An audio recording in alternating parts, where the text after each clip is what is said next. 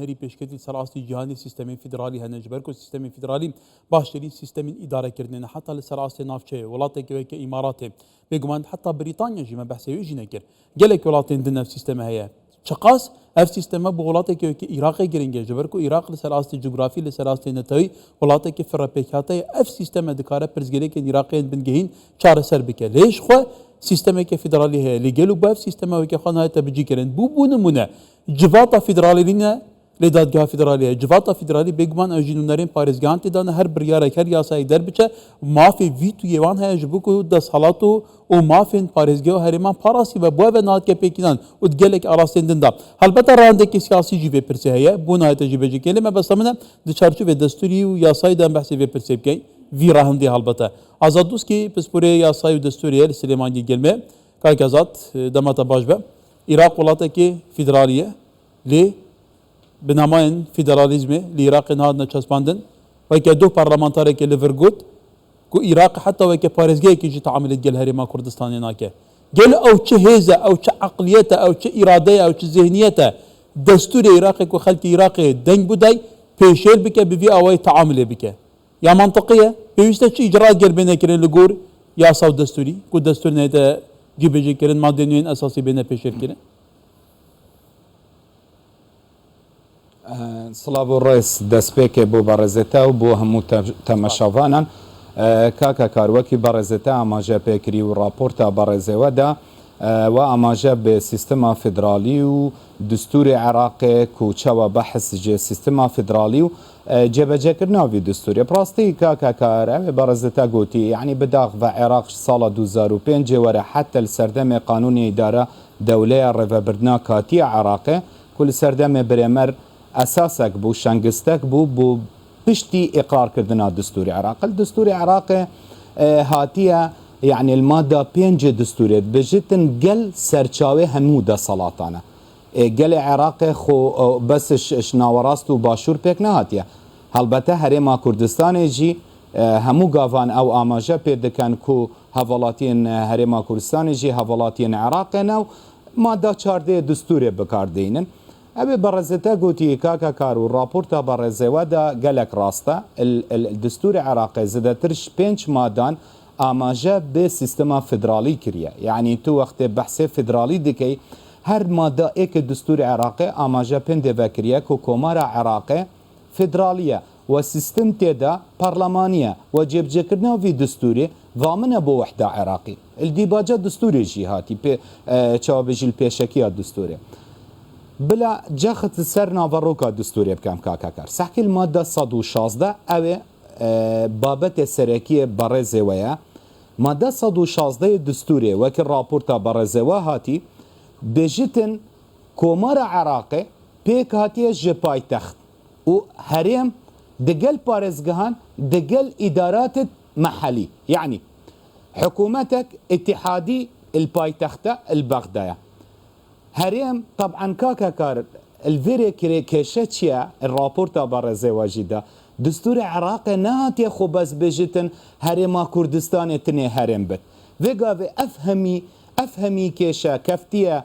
سر ستوي هريما كردستان النتيجة ديمقراسي نبونا عراقي اوكو هريم دي العراق نهاتينا بيكانين چكا اف دستورة يعني سحكي المادة 116 بجتن كو حكومتك الفدرالي البغدايا نقوتي بشتي هنجبتني هريما كردستاني بجد الاقاليم ديتنا من كاكاكار اگر بشتي 2005 طبعا ابا عقلية عربي حتى نهام البغدا ادارات دكان رينا داينا هريم دي دروز ببن خو اگر هرم دي دروزبان افا ماده 116 ما جبه دكان ماده 119 دستوري جد بجتن بجد جائزه مشروعيات الدستوري هي والريكار الدستوري دستنشان كري تشوا الناف انجومن بارزگه دا يان بينج دنگ در حق هين دا خازي خوب بلينكن بجا محافظات چند محافظات بين هرم از بجم 2010 بارزگه سني دا خاص كرن كو هرمك سني بيت بيكانين دبابا هذا لشكري برسفاوان دانو خو بيشاندان يعني تشاو بله كاكا زدا بله بصره جيبو لبصره جيك هولا كبكو هرمك لويري جيبت دا مزراندن لدا صلاة سياسي لبغداد افيكن هشتيان كواتا بيشيل كردا مادة دستوريا عراقي ونبونا جفاتا عراقي بقوم جفاتا فيدرالي قالوا كي اجراءات قال فان برسام كت كي سدمه منو چه بكت كو حق جارا كدن فقره اب نماين دستوري اف مادة تبع عسكري حتى كرد بيجن بينج مادة دستوري عراقي كو بيوست بما في نهرما كردستان تفعيل كرنا سيستمي فيدرالي لفي ولاتي تينا بيشيل كرن برلمانتار يدبيج اصلا سيستمي فيدرالي العراق مريه جمديه قناعه آلية بلادس لبغداد بيناهت كواتا تشبكن قالوا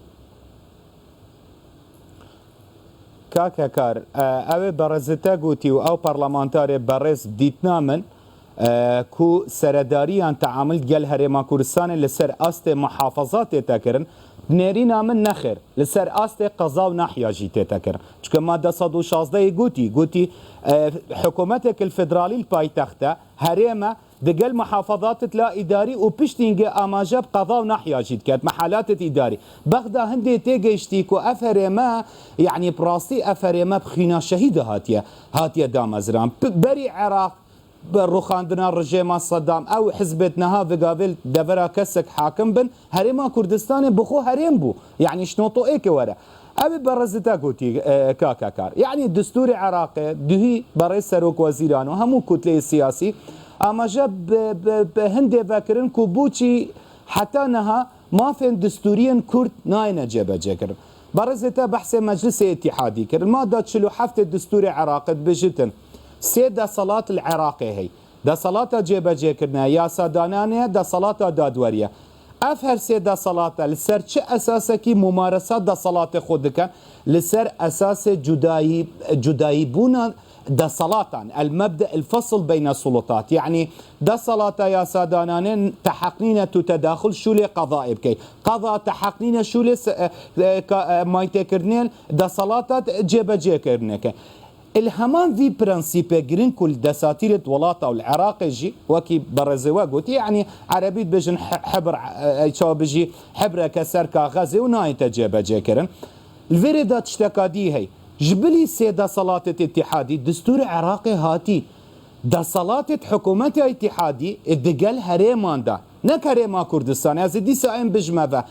مازنترين برزگري كو عراق نبوه دولتك فدرالي نهلاينش بلي هريما كردستان هريم دي بينا بيكاني اول راستيه كي حاشا حال نگره ماده 119 دستور قالك واضحي قانون جي بي درچوك و هريم دي اف بارس سرشان گران كو عراق بيت عراقك فدرالي خو رابورتا برزواتي يك دولت بو من بينا كو سيستماوي فدرالي بت خدانه في دستوري بت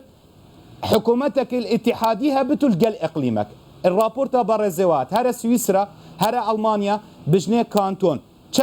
كان اقليما لو سويسرا بورم سويسرا بس كانتون هنا بلي كاكا زطال بدا بابتك فرار هذا تبحث عندك كل بغداد قناعات بفي سيستم فيدرالي دينا لي اوكو جي سارن جابون من بارخوب كي شاط عملان قلبي كي تتكن لغور برجون دي خاصه دري دي كان بون من هر بريارك اللي دادگاه فيدرالي دربچه دجی هرما کردستان به یکسر تیت تنفیذ کردن یکسر داخوانی سر تیت دان به هیوه هوبت ویتو که خبیت بجی کردن لیدما کو بریارک لدادگاه فدرالی در بچی دبرجان دی هرما کردستان دابید تیت تعطیل کردن دست او دستی پیت کردن كاتا يعني بيشل كرنا دستوري هي بيشل كرنا ياسا هي بيشل كرنا حتى ركفني سياسي هي بيشل كرنا امضاء خوش جاريه د صلاه بغداد هي كاتا قالوا هرما كردستان بناي بو كيبد بيشت د صلاه بغداد راست ريبن ما في الماء بفي اوازق بيشل نكن دست خوش كاكا كار خو بسيارة بارزتا ودوهيجي بارز سروك وزيرين هرما كردستان قالك آماجب جخ سر هندي بكر عراق وقتتو بحث عراق بكيفيت بحث سي مؤسسات بكي مؤسسات دا صلاة جيبا جيكرنا سروك وزيرانا دا صلاة دادوريا وبارزتا قوتي محكمة اتحادي باشا برلمان عراقية اف سي مؤسسة بوينا هندكو ما في الدستوريين هرما كردستان بين بيشل كرنا ابي بارزتا قوتي يعني كاكا كار محكمة اتحادي من قالك جراي قوتي المادة نطودية الدستورية بجتن بيدفيا قانونك بو محكمة اتحادي بيت دانان بأغلبية ثلثين دول سرسي بسیار بکن که قانون محکمه اتحادی وقتی هاته هموار کردن اف بابته هاتیه وکی چا بجید آلیت اوه تایبتمندن الجانب قانون دستوری دا اف دادگه امتیاز نه دستوریه قانونية تمام وكي محاكم التحقيق وكي محاكم استئناف تشيب بري خبدي وكي محكمة بوش شكل من امانجا بيكر كاكاكار ماده 5 دستوريت بجتن قل سرچاوي دا سلاطانه حتى الماده 128 اف بيامه بو محكمه اتحاديه جي اف ماده 128 دستوري بجت قرارات محاكم جي بيدفيا نافي خلقي بيتا دركر كواتا وقت مشروعيت خلقي ورنقرت بت قانون تي محكمه اتحاديه نا دستوري بت تدچوا ای بحث هندید که کو اف محکمه اتحادی وکی راپورت برزوا دهات اگر هریمک و حکومتك تشتكنينا الدستور العراقي بنافي حكومته مركزية يا نافندينينا حكومتك اتحادية دستورية قوتي مركزيات او هشتا بعقليات بري رجيما بعث الزردكان نافي حكومته مركز نينا بشتتا حكومة الاتحادية في عاصمة بغداد باش دستورية بينا سكري قصد من الفيردات شيا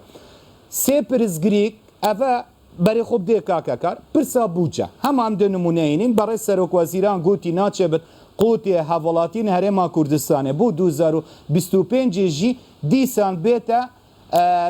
نوچه يان بيتا هوال يان بغدها فريكر يان نفريكر مادة 121 دستور كاك هكار همي هاولاتي همي اوت شارزا بار دستوري هبن كاكاكار هرم المادة 121 بشكي هي نموچه هي نك بشكا چا بجي موچه ين هرما كردستان جبال حكومة اتحادي و چكا راسي بجم كاكاكار مادة 121 فقرة جين بجتن تختص جزء من الإيرادات مستحصلة اتحادية يعني بشك شوان داهاتين كدس خصنا اتحادية يعني ما بس حكومة اتحادية بيد بيها بو هريمان أبدي سازبوتا دوبارا كما خزي دو هريم دي هبان العراق أقري دابان هريم دي جيبينا بيكاني نوكا أفهمي ريه الراس حكومة اتحادية دردكت كآية فيدرالية ريج في دستورية دقر بس همي قرصایی کتیه سرستوی هرما کردستان خو اگر اف هرما جی بوزانیاری برزتا بری اقرار دستور نبا باور بکه دیتنا من ندهلان اف هرما کردستان جی ببته هرم چکل ماده 117 چد بجد اف دستور عراقی نافذ الهرما کردستان و بشترا چد بجد هرما کردستان هرما که سر بخویه يعني چاوکی اقرار اقلیم بونه هرما کردستان دکت باشا تعرف ماده 107 هيد بجتن هرما كردستان هرمك ماده 121 جيم بجتن بيرفيا بشكش حصه البوجا اتحادي بو هرمان بيتا تخصيص كرنيان بو باريزغان وكي من قوتي كاكا كار باور بكا محكمه اتحادي ذا البرلمان العراقي ذا دقل سلطات تنفيذي حتى حدكي برئيس محمد شيع سوداني سرداری دگل هرما کردستان تی تکرن سر آست قضا و ناحیان نک پارزگاه بله کای قضات البته به یادگاره بله ام بحثان دیم که بحث دستوری کنه که دای پرسام نبه ام بحث دستوری ناواروکا دستوری که کوی که خاص سر عرض ناهت بجی کرن ناواروکا دستوری او برگه ماده نیم کواتا سرکمار عراق راعی دستوریه پیوسته او به که پارزه سرکمار گلو دشت سنوره که دانید بود صلاة تنفیزی کو دستوری ماده دستوری و که خو لسر عرض بين جيبه كرن او تشيت اجاب شيت بوناكت يعني ما بس تمنوا چه گارانتيه كو هول بده زخته بكت دستور نه تپيشت كرن جبر کو ما كردستان دي بيجه ما في من دستوري لغور دستوري تعامل ديال ما كان تو برزگريك من نامين ديال بغداد دست خوشکا کار ماده 5 دستوری و برزتا گوتی حامی دستور يعني راعي الدستور كو سروكومار عراق بديتنا من يعني فيغافي اب خوب هبونا فان همي دق الدستوري وكي رابورتا برزتا ما اماجا بكري تنص الدستوري هنا اقرار بما في الدستوريين هرما كردستان دكان بس ماده 5 ديفرا كو اختصاص تشابشي صلاحيات السروكومار هاتنا دسين شانكرن ديتنا من اف ماده مطاطيه وفيغا بيجي تبايا بر محكمة اتحادي بيجي تفسير ماده 5 بكاتشكل ديف قانون محكمه اتحاديه عن دستور عراقي كو اختصاص في محكمه تفسير ماده 5 بكات دبوتا اختصاص توي كم كات يعني دهي او برزتا كوتي برای سروک وزیران آماجه محکمه اتحادی وکر کاکاکار اوه چندین قرار الدجی هرما کردستان بتایبت 2023 حتی 24 قانون نفت و غازه هرما کردستان حل وشاندن دوهی برای سروک وزیران آماجه پنده وکر 22 میلیارد دلار اگر غلط نبم ضرر بر بوجا گشتی اتحادی دکوش سبب راوستاندن پترول هرما کردستانه نوکه بحث موچه مانگا 12 دکند بجد ما بش هنده داهات نینه ام تمویل بکن ای باشه لغز راستاندن پترول هرما کردستان خو اگر و بهلا با نفط هرما کردستان بچت دبوس جدرکی دی بو داهات